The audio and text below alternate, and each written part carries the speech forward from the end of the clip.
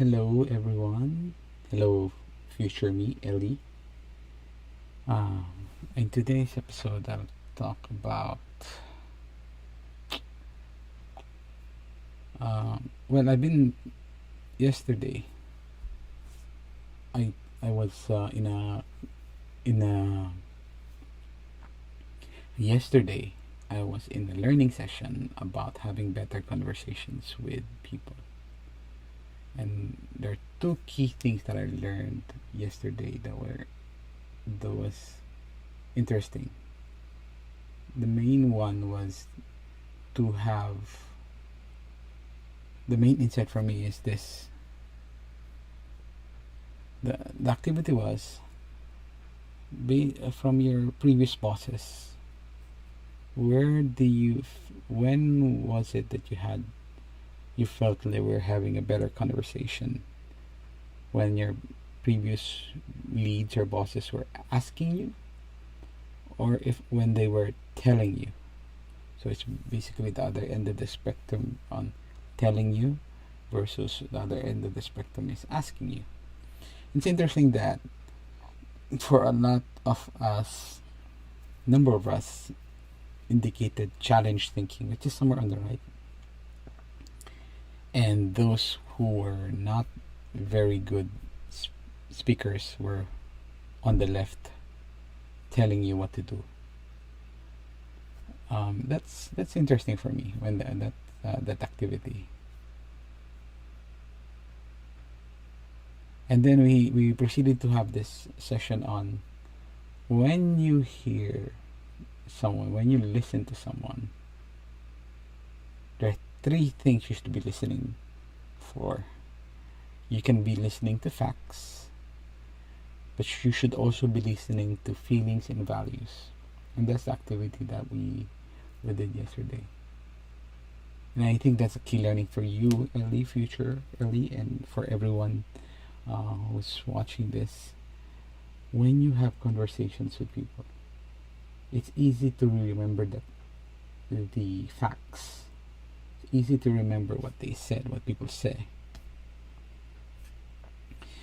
But to really listen, you should be able to put in your mind, replicate in your mind what he is feeling. What is this person feeling? And then even deeper than that, what does this person value when you're having your conversations? This led me to think about, talking with my teammates, with my staff, how many times do I actually read their body language, look at their faces, and interpret their feelings, their emotions that they're conveying. And at a deeper level, how many times do I actually understand the value that what's valuable for them, what's important for them? It's a great way to think about that. And then the other consideration there is how many times I have personally told people, blah, blah, blah, blah, person asking, did you understand? Or even challenging, is that the right way of doing things? My flaw is same curse of knowledge. When you realize your curse of knowledge, you try to get to the mindset that you keep explaining a lot of things to people without asking, then understanding doesn't happen. My main role now is as an educator, as someone who teaches about design, teaches about innovation. It is important to listen. It's called developmental conversation versus directive conversation. More asking over telling. So these are my key learnings yesterday. You see, from a speaker's perspective, they feel more heard when feelings and values are acknowledged. And it's normally easier to listen to facts, and it's harder to detect feelings and values. Nice. These are your powerful learnings yesterday, Ellie, and you should take this into heart. That's why I tagged the Z. It's in my evergreen notes, my Zettelkasten. However, I think I need to go deeper into the research. Yes, there were initial insights yesterday.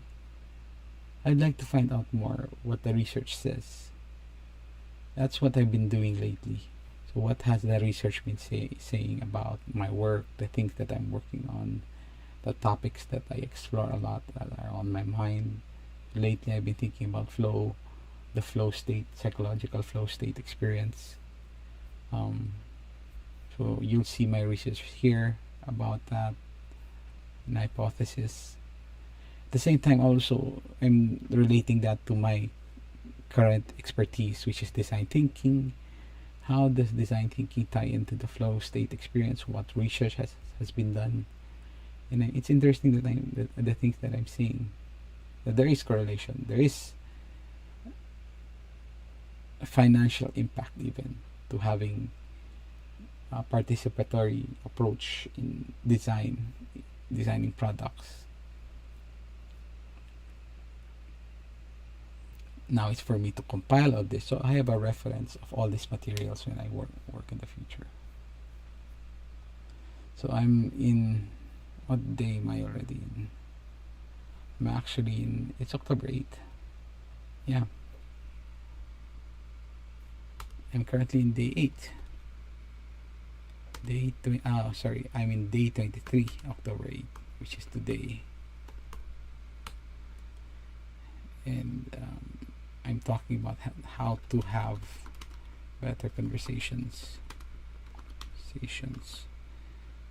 by listening to facts, feelings, and values. Having more developmental conversations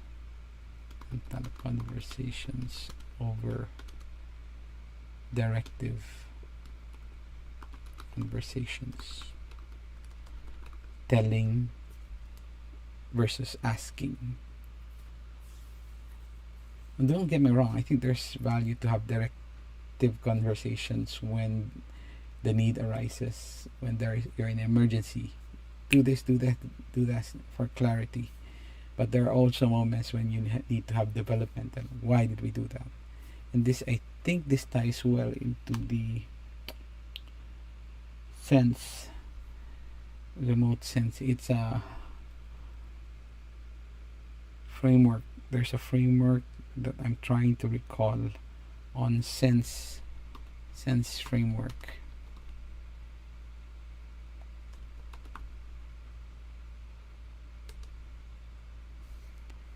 So let's look. It's interesting. Not that framework. This one. The Sinefin framework.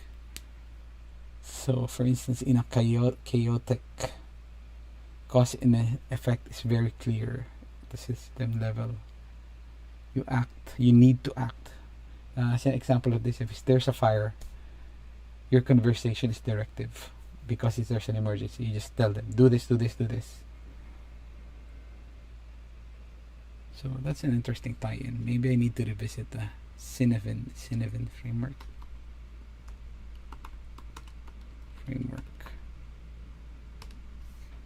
Or is it Kinevin framework? How do I pronounce that? I forgot.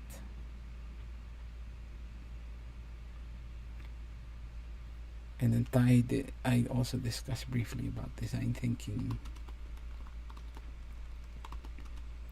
innovation,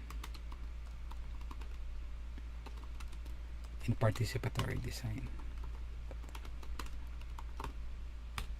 So I want to collect more information about all these so that my data is a bit deeper. Right now it's all at this based off a theory.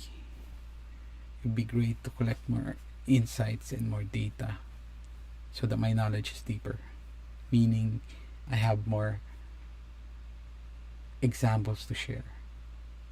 I have more connections to make between other ideas. Yes, that is it for today. So, message to future Ellie: when having conversations, you need to be more, well, there are cases that you can be more developmental, especially for your team, rather than directive. And then try to listen to facts, feelings, and values. Facts, feelings, and values. And revisit the Kinavin framework. And make sure to make personal notes, evergreen notes on design thinking, innovation, and participatory design. You need to do that, Ellie. By the way, I wasn't able to do my Japanese lessons yesterday and my exercise yesterday. Again, I slept at 8:30. Just went to bed, slept, and I'm wake up next day. That's how crazy it was for me yesterday. Anyway, that's it for now. See ya.